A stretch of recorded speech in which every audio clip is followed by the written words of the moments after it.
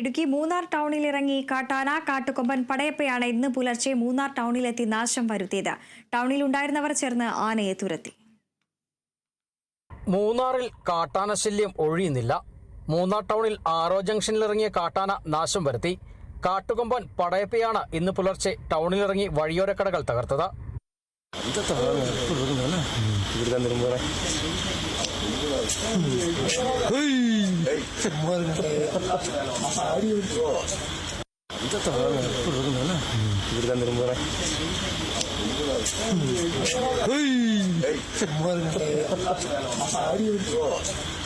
പഴയ മൂന്നാർ ടൗണിന് സമീപം മൂന്നാർ പഞ്ചായത്ത് നിർമ്മിച്ചിട്ടുള്ള പാർക്കിനും ആന നാശം വരുത്തി.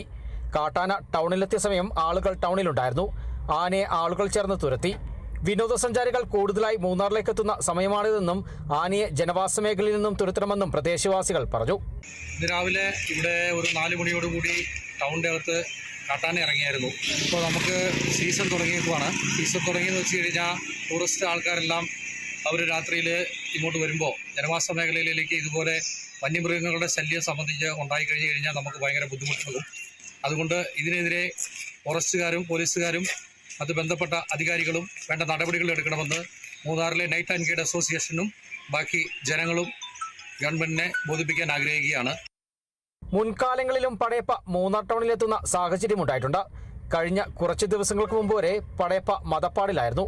ഈ സമയം ആന വലിയ തോതിൽ ജനവാസ മേഖലയിലേക്ക് ഇറങ്ങി പരാക്രമം നടത്തിയിരുന്നു. ഇതിനു പിന്നാലെയാണ് ആന ഇപ്പോൾ മൂന്നാർ ടൗണിലേക്കും എത്തിയിട്ടുള്ളത്. Kerala vision news, Idukki.